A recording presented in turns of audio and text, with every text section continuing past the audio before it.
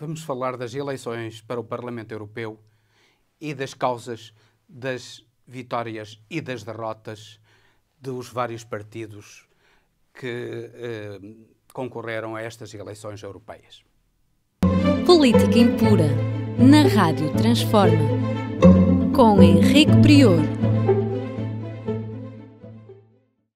Sejam bem-vindos a mais um Política Impura na Rádio Transforma e na Revista em Comunidade. Peço-lhes para partilharem o programa, colocarem gosto, ouvirem até ao fim e, muito importante para nós, subscreverem o canal da Rádio Transforma, o que é gratuito e é um grande apoio que dão a este projeto de informação livre e independente. Falemos então das vitórias e das derrotas nestas eleições europeias. Em primeiro lugar, até das derrotas, porque as derrotas foram notórias nos dois países que são os grandes motores da União Europeia, particularmente em França e na Alemanha. O que determinou a derrota dos poderes existentes na França e na Alemanha e a subida da extrema-direita nos dois países? Em primeiro lugar, a crise na indústria europeia, particularmente na indústria automóvel, uma indústria muito forte, quer na Alemanha, quer em França. Os automóveis alemães não conseguem concorrer com os automóveis chineses, estão a sofrer a concorrência também desleal dos Estados Unidos, porque os Estados Unidos estão a apoiar com $7.500 a compra de qualquer automóvel americano fabricado nos Estados Unidos. Isso é claramente uma concorrência desleal. E a China, por sua vez, está a fabricar carros que são tecnicamente bem construídos e que coloca na Europa a baixo preço, a um preço altamente concorrencial com os preços dos automóveis alemães e franceses. Os Estados Unidos estão a colocar entraves às exportações europeias, nomeadamente tarifas que lançam sobre a exportação dos automóveis da Europa para os Estados Unidos, e a Europa não responde, demonstrando a sua subserviência em relação aos Estados Unidos, até na economia. Não só no aspecto militar, mas até na economia. A Europa aceita entrar numa terrível crise que levou à derrota estrondosa dos partidos no poder em França e na Alemanha, em vez de responder taco a taco à concorrência desleal dos Estados Unidos e da China. É uma das causas da derrota, quer do SPD alemão, quer do partido de Macron na França. Mas, para além disso, há a concentração da riqueza em cada vez menos detentores da riqueza.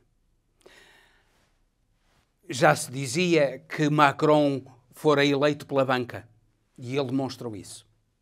Demonstrou que, afinal de contas, o grande apoio que ele dá é à banca francesa, que nas crises, nomeadamente na crise de 2008, recebeu apoios substanciais do Estado francês e que agora apresenta lucros extremamente elevados em prejuízo da economia real, nomeadamente da indústria automóvel. Por outro lado, a extrema-direita francesa elegeu a imigração como o seu grande inimigo. Como se a imigração não servisse precisamente para construir riqueza na Europa. Como sucedeu nos anos seguintes com os portugueses a emigrarem para a França. Foram os portugueses que construíram grande parte da França nos anos 60 e até 70. Agora são países fora da Europa que lançam imigrantes para a França e para a Alemanha. Ora, isso apenas serve para rejuvenescer a sociedade francesa e alemã, envelhecidas pela baixa natalidade, e criar riqueza para esses países, quer França, quer Alemanha, e permitir a sustentabilidade da segurança social nesses países. São vantagens enormes que a imigração traz para a França e para a Alemanha. Mas o discurso da extrema-direita, extremamente furioso, que culpa os imigrantes pela crise. Não são os imigrantes os culpados pela crise. Os culpados pela crise são os incompetentes e, de certo modo, os traidores à Europa que estão no poder na França e na Alemanha. Repare-se que também a Ucrânia contribuiu decisivamente para a derrota dos poderes instalados na França e na Alemanha. A França e a Alemanha têm apoiado a guerra na Ucrânia, negando a verdade sobre essa guerra. E a verdade é que a guerra na Ucrânia é um confronto entre dois imperialismos, entre o imperialismo americano e o imperialismo russo, e que provocam apenas o sofrimento do povo ucraniano e até, de certo modo, o sofrimento do povo russo. E essa verdade não está a ser dita às populações da França e da Alemanha, mas as populações não são estúpidas de todo e acabam por votar precisamente nos partidos, nomeadamente na Le Pen e na Allianz für Deutschland, portanto, a Aliança pela Alemanha, o partido neonazi alemão, que manifestam oposição ao apoio indiscriminado que a França e a Alemanha dão à guerra na Ucrânia. Finalmente, temos os novos fascismos, que se apresentam com um rosto atraente. Repare-se no seguinte: o fascismo italiano e o nazismo alemão apareceram com rostos duros e militaristas. Mussolini e Hitler e a sua envolvência eram gente profundamente ligada à guerra e ao militarismo. O novo fascismo aparece com rostos agradáveis. A Meloni, em Itália, parece uma estrela de cinema. Tem um discurso agradável. É atraente fisicamente. E, embora tendo um discurso fascista no seu âmago, na realidade, ela consegue disfarçar bem esse discurso fascista. O mesmo sucede em França. Os partidos neofascistas franceses, com a Le Pen e a sua sobrinha, que ainda é mais radical do que a Le Pen, a Marion Maréchal, são dois rostos agradáveis. Eles apresentam-se com discursos que dizem defender a nação francesa e a nação italiana das invasões, digamos assim, de imigrantes. E o seu racismo e o seu fascismo estão envolvidos numa defesa de uma nacionalidade que não passa de uma falsidade. Mas estes novos rostos e este discurso mitigado acabam por mobilizar o eleitorado a seu favor. E a prova de que assim é está também em Portugal. O Chega teve uma derrota estrondosa nestas eleições europeias. Baixou, em percentagem, 50% relativamente às eleições legislativas. Teve 18,tal% nas legislativas e poucos meses depois teve metade, cerca de 9, pouco por cento, nas eleições para o Parlamento Europeu. E o que é que sucedeu para, em tão pouco tempo, ter uma derrota tão estrondosa? No fundo, foi o rosto algo desagradável, para não dizer idiota, do seu candidato e a sua prestação.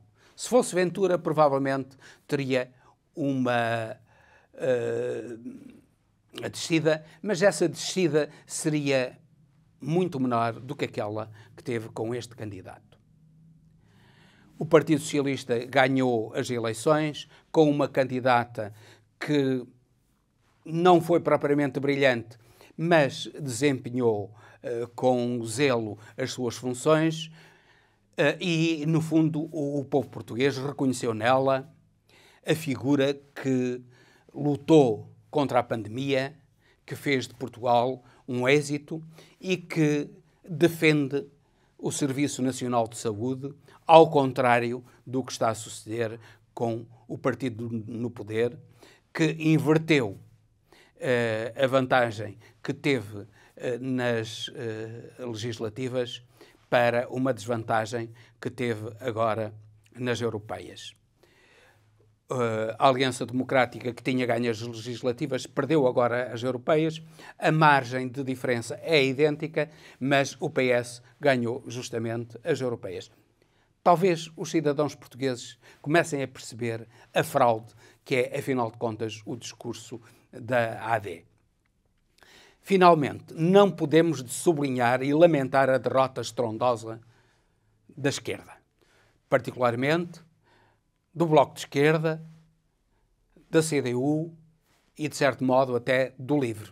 Pese embora o LIVRE tenha subido relativamente às eleições europeias anteriores, não conseguiu os seus objetivos, quer eleger um candidato, e o candidato do LIVRE era um indivíduo com um discurso agradável, inteligente, um indivíduo competente. Mas não conseguiu. O Bloco de Esquerda tem uma descida substancial e o Partido Comunista e a CDU estiveram à beira de não eleger um deputado europeu. Perderam cada um o seu deputado.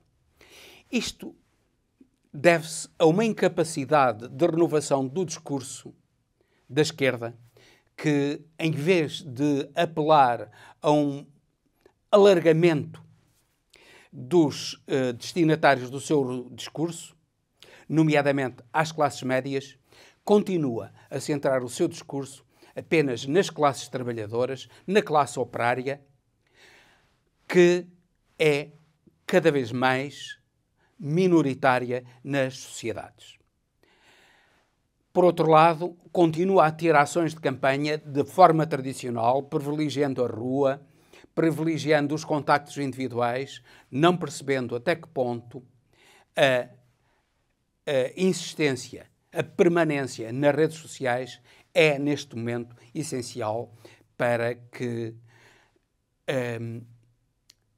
o seu discurso produza efeito, seja escutado e permita a formação das consciências, porque é precisamente aí que joga a direita.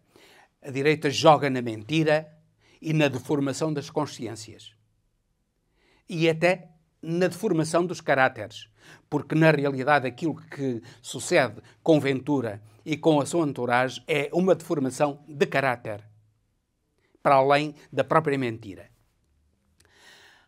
Por outro lado, não ajudou o Bloco de Esquerda nem a CDU o problema da Ucrânia. O Bloco de Esquerda não foi sensível à realidade, que é, não teve coragem, digamos assim, para sermos frontais. Nem o LIVRE tiveram coragem de falar abertamente na verdade sobre a Ucrânia. Que a verdade sobre a Ucrânia é apenas que estão ali a lutar dois imperialismos, o imperialismo russo e o imperialismo americano, que, curiosamente, quem começou essa luta foi o imperialismo americano que, ao contrário daquilo que tinha acordado ainda no tempo de Gorbachev, estendeu de maneira agressiva a Aliança Atlântica para os ex-países de leste, pondo em causa cada vez mais a segurança da Rússia e querendo, inclusivamente, instalar-se na Ucrânia, o que seria completamente inaceitável para a segurança da Rússia. Foi a NATO, foram os Estados Unidos, que a NATO não é mais do que um instrumento dos Estados Unidos, que começaram esta guerra. Uma guerra, no fundo, entre imperialismos. E o Bloco de Esquerda e o LIVRE não quiseram dizer a verdade aos portugueses sobre isso. O Partido Comunista disse-o, mas envergonhadamente. Devia claramente explicar que se tratava de uma guerra entre imperialismos. Parece que tem dificuldade em classificar como imperialista o regime de Putin, mas é um regime ditatorial e imperialista. E aquilo que se passa na Ucrânia é, efetivamente, uma guerra entre imperialismos com o sofrimento, a morte e a miséria do povo ucraniano e, em menor medida, do povo russo.